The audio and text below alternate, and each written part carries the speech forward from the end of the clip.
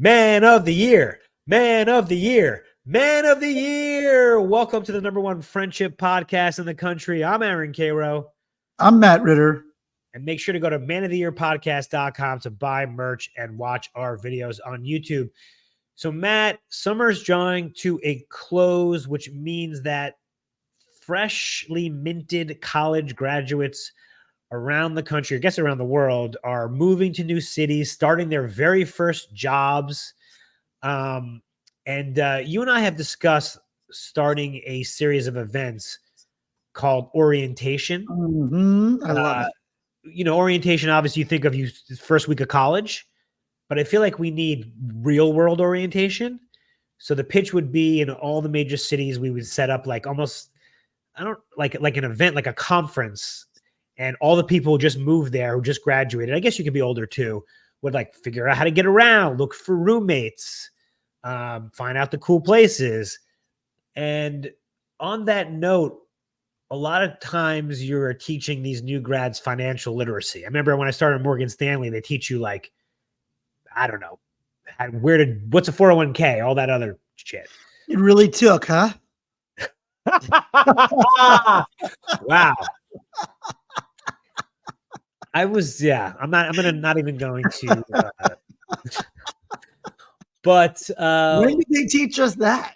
I never got financial literacy. I don't have financial literacy. Yeah, I'm financially illiterate. We're two illiterates. We're two of the smartest, most financially illiterate. We're financial illiterate. You know what we do for our finances? We write a big X. We write an X. Do you ever hear the story of that NHL coach who was illiterate, who like coached for like 30 years? John Gruden? No, NHL. Oh, is that a Yeah. I don't know. But like, I'm almost like it's more work to sort of not be illiterate. Jacques Demers, 15 years as a head coach and general manager, didn't know how to read or write. Right. To figure out how to get by is harder. You're right. You're a genius if you could do that. Yeah, it is genius. Yeah. Are you calling us geniuses for getting this far in this world being financially illiterate? Are we also? So what about friendship literacy? Right? Where kids are, you always make the great point, Matt, that our entire lives through college are a funnel of friendship. You're in a dorm, you're in a classroom. So easy. You literally bumping into people left and right. And then all of a sudden you're shot out of the other end of the funnel into the real world, into New York City or Boston or whatever. Harsh. It's harsh. It's like the Matrix almost, like when they're all in those tubes, and you're living your good life and your fantasy life, right? Like it is like the Matrix beforehand, right? When you're living your best life and everything's great. And then suddenly they pull the plug and you go through that disgusting jelly thing and you shoot out and you're like, man, the world is cold. I mean, I'm sure we've discussed this in the pod, but if I had the choice between the blue pill and the red pill. No, why would I want to live in some ship with like 6 other people in the world? Like, keep me in my sack. Yeah, keep me in the sack, dude. Sack life. Hashtag sack life. Wait, is it blue pill or red pill that you? It's the blue pill's the sack life. Red pill is finding out that the world is real. But it's because the world's fake. Because what does the term red pill now mean? That means you're finding out all the secrets, like the conspiracy. Oh, you're like in the world, man. Okay. Like if the world is a simulation, I don't want to know. Right. Exactly. So I thought we'd talk a little bit about friendship literacy for new college grads, especially moving to a city, don't know anybody, working for the first time. How great would that be, though, if you took a walking tour hosted by me and Karo with a bunch of new grads to the city? I love this idea. I hadn't thought about walking tour. I love that. It only works in like 3 cities. You could do it in LA. Well, you could. Like, it's like a bus. You hop on and hop off. Dude, can we just talk about the sightseeing buses in LA, which for us is, a dime a dozen. There's sightseeing buses and tourists are looking at whatever the hell they're looking at. They're the worst. Can I tell you, I have a friend who got screwed. His family, that's his family's biz. For years and years, they ran the Hollywood tours or whatever the famous one is. Yeah. And they would license TMZ stuff, and then TMZ basically, I don't want to get sued, so this is maybe not exactly how it went down, but this is just my vantage point. It may not be factually correct, but it sounded like TMZ ripped up their contract and just decided to have their own buses, even though they had like a 10-year contract with them. Wow. Yeah. Yeah, but aren't there like tens and dozens of different companies doing it? No, there was like one majority company, and then like Right. TMZ should screw them over, I think. Yeah. I mean, I always feel kind of like when I pull up next to them, I feel kind of cool, sort of. Oh, I always try to make it like I am somebody. Yeah, I put on a hat. I put on my sunglasses. I put speaker on, and I just start saying, I'm not doing it for 2.5. I'm not doing it for 2.5. You know what I say when I'm always making up fake Hollywood speak? I go, listen, Charlize, she's attached. Well, she's attached to be attached. No, but that doesn't make you sound good enough for the boss then. No, they don't know what attached means. Like an agent on the lower, on the mid-tier rung of it, you know? I don't even want to get into attachments. Our entire business based on complete nonsense. Yeah. So any like initial, like, what would you tell someone fresh off the boat, fresh out of college, new city, first job? I'd say it's not like it was, right? I'd first make them aware of that. It's not like it was. Friends aren't falling off trees anymore.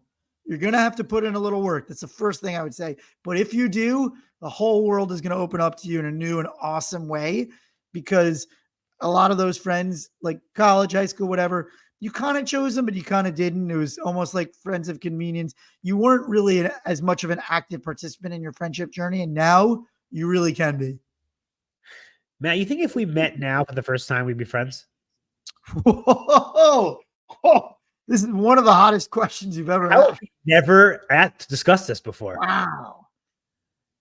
Okay, so I do, because we have like a common sort of sense of humor. So there's like that part of it, we can laugh a lot together, which is like one of my number ones.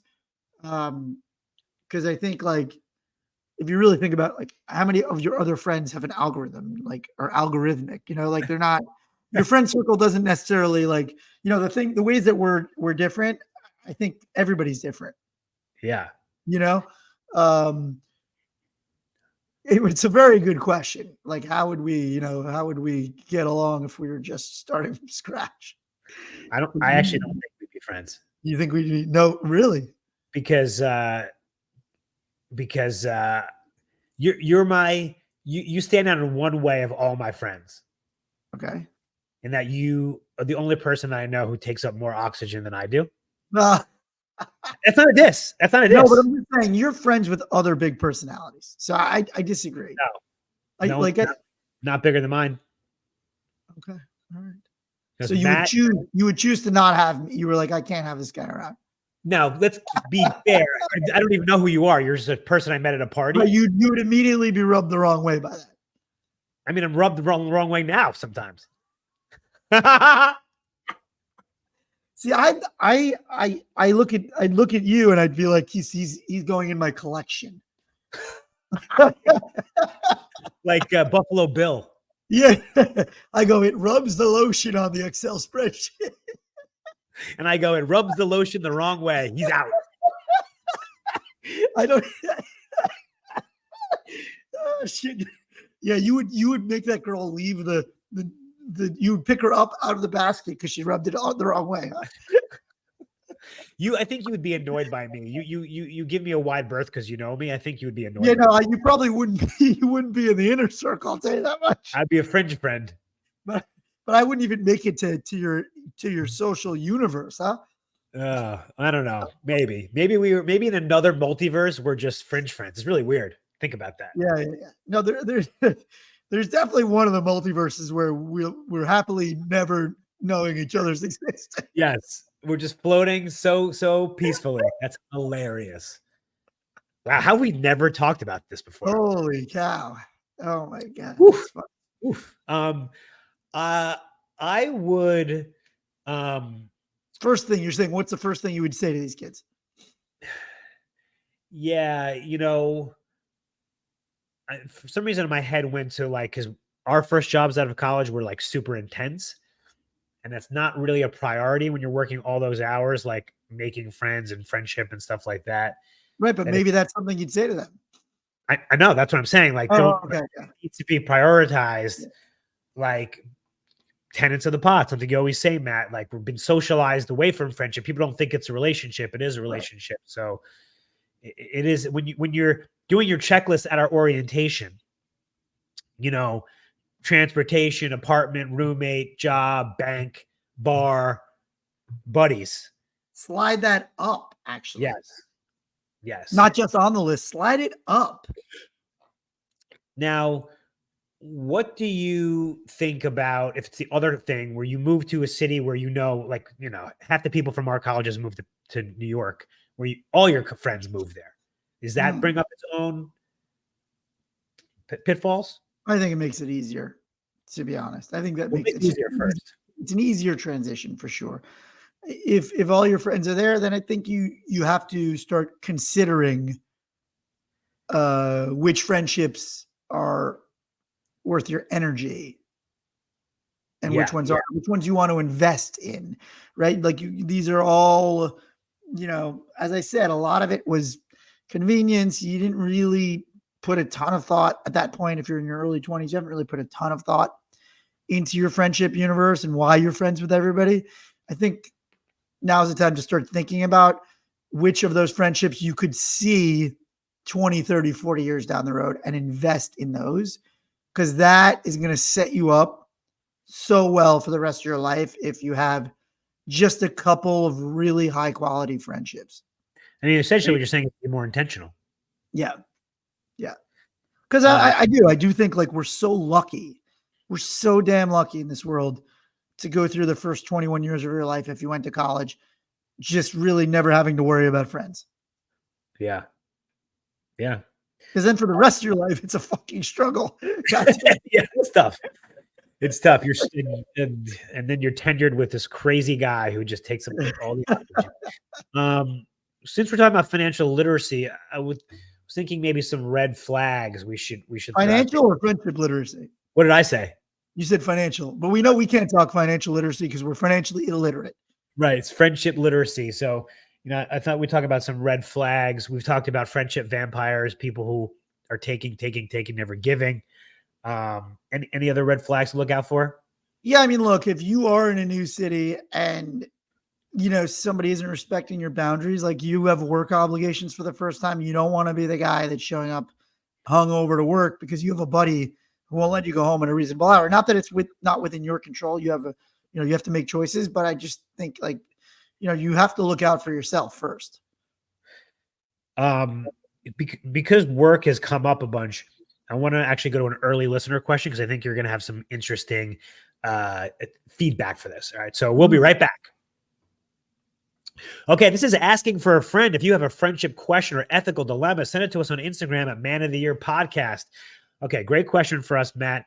Dear Matt and Karo, I'm a recent college grad about to start my first job in Boston where I don't know anyone.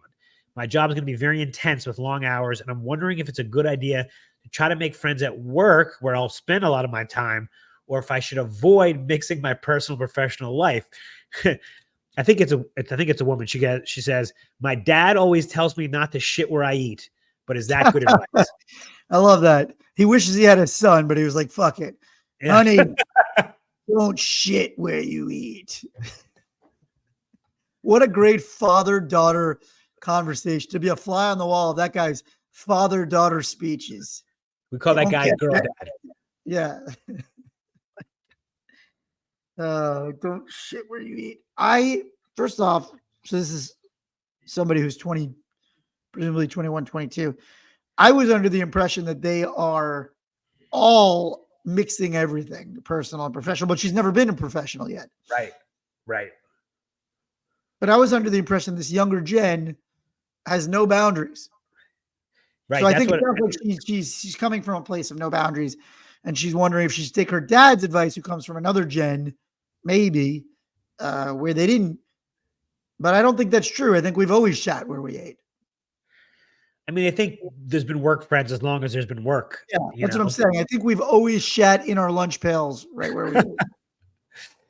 I think I just want to tell a quick story. So when I started at Morgan Stanley, our friend Chi was working there. He was our age, but he had graduated a year early, and he sat in the cubicle in front of me. And for 6 months, we never really spoke.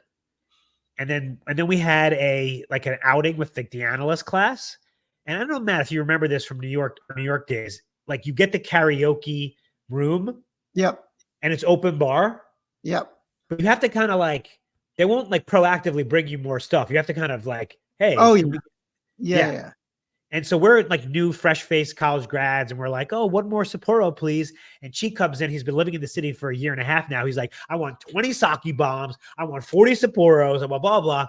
And I was like, dude, I literally said to him, I didn't know you were into this stuff. We could have been hanging out so much sooner. That's funny. And that launched like an incredible work friendship and then incredible real friendship. He made it onto the trophy. It's a story for another day. But that was a relationship that I didn't really know could have existed, and I was really grateful for it. Right. So I think there is something to the fact that a lot of people tiptoe at Yes. work at the beginning. Yes. I think on the whole, that's maybe the better way to start work is like a little bit reserved. You don't want to spill it all out there right away.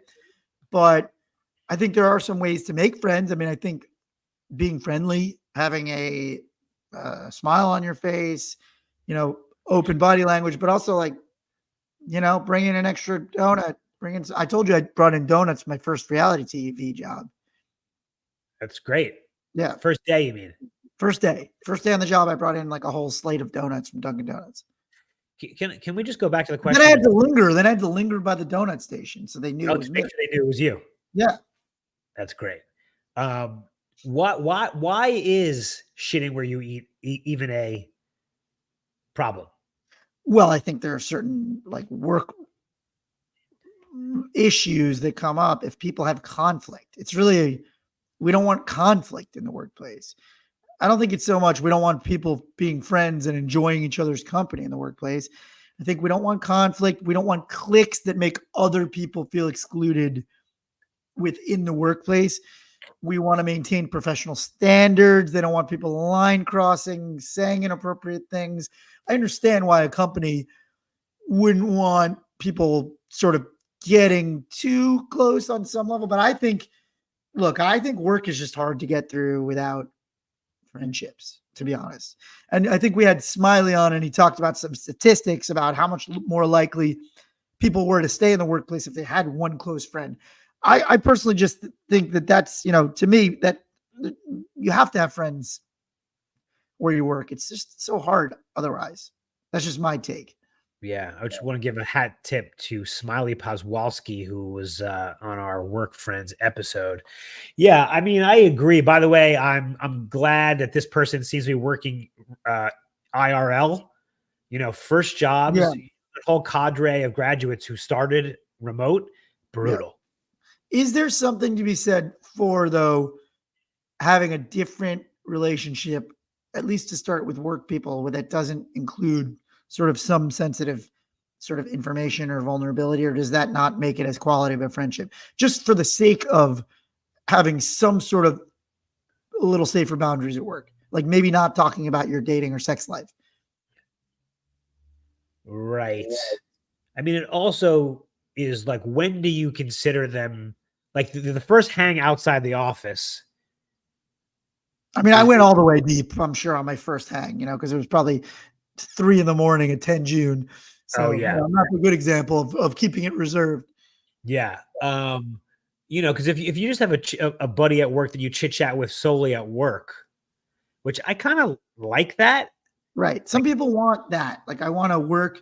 So I think you have to ask yourself, what do you want? Do you just want to have work friend? Matt, did you watch Severance? Yeah. Brilliant. But I mean, that's literally your work friend. You don't even know they exist. Well, they don't exist on the outside world, right? Right. I mean, yeah. Right. So I think a lot of people maybe enjoy that for a lot of their work friends, but I still think even with that, you still want one work friend that exists outside of the workspace. Yeah. I mean, you need someone to gossip with. A little commiseration at the pub, at your cheers. Yeah. Yeah. So I think you're right that being a little bit more deliberate and careful at the outset. But I guess my question is, okay, you move to a new city, you're working a long hours. We don't want to necessarily set goals, but is your thought like, well, the office is probably my best bet, so therefore I should focus my attention there, or just like let it happen? Not just that it's your best bet, it's that because you're spending so much time there. I just think Right. it's healthier for you. Right. Yeah. Like, I just So don't think you're going to be healthy if you don't have a single quality relationship in a place that you spend 12 hours a day. yeah, that's true. And I think I've that's heard. a problem in our industry. I think like we spend so much time alone in this biz, and like what you're talking about, there's a lot of jobs that are, all Zoom. Then you got to make time for your other friendships. Then otherwise you have no sort of actual friend interactions in the day. Yeah, when we continue to build up this media company and we eventually have an office or a clubhouse, I think would be great. Clubhouse. I mean, I haven't worked in an office in 22 years. Yeah. I don't know if I'll be able to do it. No, you won't be able to. No. We'll keep you at home. It's fine. You can come to the clubhouse once a week. You're not going to want to be there. That's the funny thing. You're like, oh, we'll set it up as a clubhouse and there'll be all this fun stuff. The second Karo sees there's a pool table there, he's like, this is I really don't like when people are playing pool anywhere, actually. he hates pool tables. He hates the American pastime. Pool. Oh, God, that's hilarious. But do we answer this question? Yeah, I mean, I think the answer is your dad is telling you to be cautious, but he's also telling you a myth. Everybody shits where they eat. Everybody tries to have work friends. Everybody's better off having work friends. I also shitting where you generally means like don't hook up in the workplace, which is even more fraught. And I also won't even say don't ever do that because a lot of people meet their spouse or whatever in the workplace too. You have to take a slight bit more caution. Just remember, you're not in college anymore. You're in a workplace. You could get there are consequences to, acting inappropriately in the workplace, whether that be with a friend or a, relationship. And you're talking to two people right here who are basically summarily dismissed from our workplace. Yeah, no, we're banned from court. We're not even going to be able to get a lease. They're going to be like, what are you doing here? Oh, office work? No, not you two. Oh, you mean when we try to get the clubhouse lease? Yeah. They won't even, no. You two? I've seen your record at offices, at companies. Let me see your work records. No, those are sealed. By the way, my work records are sealed by the Warren Commission. You can get them in 2070. Oh my God. That is hilarious. Oh man. They'll need a bipartisan commission to get my work records. Yeah, and when they come out, it's redacted. No, all redacted. I was going to say, like, the term "shit where you eat," the shit part implies something bad happens. Right. You could also just like friendship is not bad. There's nothing bad inherently bad about having a friend. Just remember that you guys are still in an office together. Yeah. Thank you so much for that question. Let us know how it goes. That was asking for a friend. If you have a friendship question, send it to us and we'll answer on the pod. All right, Matt, what other orientation items should we be teaching our new college grads? So with relations to friendship literacy, we want them to have a go-to bar, go-to third place, go-to coffee shop. Love that. Join a league. That's all. That's always good. Join a sports league, rec league. Join some. Did you ever do that? No, but we did the work basketball league. We won. I have a trophy at MSG. Not really because of my great jump shot, but it was because my law firm hired ex-NBA players to work in the mailroom. What do you mean you have a trophy at MSG? We played the finale at MSG. So you have a trophy. There's a picture of me on the center court at Madison Square Garden holding a trophy. Did you play in the game? I don't recall. If I did, it wasn't much. I don't recall. A lawyer to his very end. The guy hasn't forgotten a single thing I've ever said. All right, fine. So maybe I didn't play in the championship game, but I got some floor time at some point in that season. There are injuries. Oh man, I do not recall. I'm going to send that picture. We have to post a picture of me at center court. Yeah, I love that. I actually didn't even know you did that. See, I'm learning new things about you. Yeah, because I didn't really get much PT. So it's like, am I going to take credit for that win? I mean, you've taken credit for less. Yeah, you're right. So yes, it was me. All me. What about just going back to our buddy Chi? What about finding a mentor, a friendship mentor, or an older person? Well, I love having a mentor. That's just something we've always wanted in life. So why not start earlier? In fact, that's one thing that I think friendship literacy should have early on, right? Seeking out a mentor, not just professional, just life wisdom. Right. Yeah. I mean, maybe that's what we do in our orientation is we do mentor mentee matching. Ooh. By the way, just back to the law firm thing for 1 second. Don't you think it's amazing that they brazenly hire like ex-NBA players just to win a corporate tournament for no money on the line?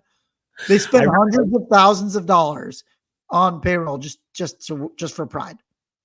Yeah, I remember that at Morgan Stanley. Like the guys were, jumping out of the gym. It is an insane.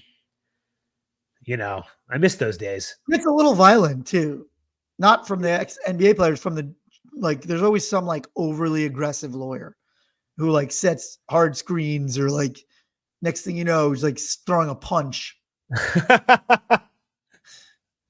Oh man, that's so funny. Yeah. But yeah, I think seeking out a mentor is sound advice. I mean, I'm still seeking mine out. Oh yeah, where are our mentors? Please, God, help find us mentors. Or just someone who's been there before. I don't know if I can tell this. Suddenly, I have 2 mentors. By the way, you do. Suddenly, yeah. Oh, so okay, you're your mentor rich. I'm mentor rich at the moment. Still feel like I want to bring them even closer. Bring him into the fold. I love that. Yeah, I took one of them out to lunch recently. One of my mentors. Yeah, how'd that go? It was great. It was just as a thank you. But then I feel I sat in the wrong spot. What do you mean? It was a 4-person table in a big room, and I sat next to him instead of across from him. We've talked about this before, so you tried that. And I still feel weird about it. Did you do that purposely or just kind of happened that way? Just like in the moment. I don't know. Typical Matt. You just went and did something insane. Yeah. Just I think it's also interesting to have people just to tell you about the admin stuff. Like, so I knew another comedian before I moved to LA, and then Matt, I'm going to try to tell the story with it. So when I was moving to, you know how West Hollywood could be Los Angeles or West Hollywood? It has like 2 names basically. You could mail stuff. And when I had to change my address, from New York City forward, I was like, do I put Los Angeles? Do I put West Hollywood? And I said to my buddy, I'm like, is West, like if I say I'm living in West Hollywood, like, does that imply something about me? And he's like, no, West Hollywood's cool. Like, put West Hollywood. But that's a dumb question. Is this the dumbest thing I've ever said on the pod? I don't know. Your face is just no. Well, you're saying that you weren't sure if it was going to affect you in some way by putting that down. I just didn't know. By the way, we in West Hollywood have a very vibrant, gay culture, and we love it. But I didn't know if putting West Hollywood is like putting up a rainbow flag on your house, or no, more like because love wins, but more like putting like a pineapple on my front step or something like that. Yeah. But is that stupid? Well, yes, it's silly, but it's funny. But we don't know. Listen, but there's so many. That's why you want a mentor, because literally you can ask stupid questions to. Yes, the stupid questions. That's what I'm trying to get out of this. Like, instead, we just ask each other stupid questions. We need a mentor so we don't have to ask each other stupid questions. I know. We're like a human centipede of mentorship. Like, you call me, I'm like, I don't fucking know. And then I ask you, and you're like, I don't know. Centipede of mentorship. Oh man. But I think we should kick this orientation thing off. Like, Yeah. What other? I'm thinking like, what are some other toolkits for the friendship literacy? If somebody's moving to a new city, what else would you want them to know? Oh, I think, look, sometimes we have a tendency to automatically lock in on the first person that likes us, is nice to us. right. I find that when you move to a new city, generally it's not always that first person you meet because you're a little disoriented. And so you're just like grasping for any sort of anything. Yeah. Like when I moved to LA, the first few friends I had, other than like you and people that I now know, but there were a few others that I'm definitely not in touch with anymore. Yeah. Yeah. I mean, we've talked about this before. You kind of have transitional friends. Right. So I think that's okay. Yeah. But then I think maybe once you're transitioned, you reassess your social inventory again. I mean, a good transitional friend, it's bilateral, that they also kind of know that they don't really like Right. you that much. No, but they might. A transitional friend can become a permanent friend. Yes, but what about the Sort of idea? like a coach, like an interim coach. You're an interim friend. Right, but what if they don't know that? Well, you probably don't know it when you're in a new city either. Yeah. Well, we've had some listener questions about, Yeah. I made a friend, they're not great, but like that's all I got. Yeah. Yeah. But also you got to give people a chance too. You like you got to give people a little more grace when you're in that new phase. Yeah, Matt, you're all about giving grace these days. It's a good way to live. Yeah. It's good clean living. Good clean eating, good clean living. I don't want to hear about your eating. No, we won't get into that. Anything else we want to touch before we wrap it up? No, I mean, do we feel like that's our orientation? You give them a mentor, you tell them about transitional friends, you tell them to join a league and make work friends, shit where you eat. Be more intentional about your friend making, push it up on your priority list. Look out for red flags. Tell You know, people you're in the market for a new friend. tell people market new friends. Reach out to the graduating class of last year. I mean, especially if you're new college grad, alumni networks. Yes, yes. Yeah, a guy reached out to me from the Penn Alumni Network. Who I took a minute to respond, and he took a minute to respond, and I haven't responded. And I got to be better at that. Respond I know. today. I know. Yeah, there's not. What's stopping me? You don't care. That's true. All right. Do we do what did we learn today? Yeah, I I think we answered it. All right. Awesome. Guys, good luck on your journey into your new jobs and your first friends. Let us know how it's going. Always remember, this is good advice from the pod. Be good to yourself and be good to your friends. Love you, buddy. Love you, buddy.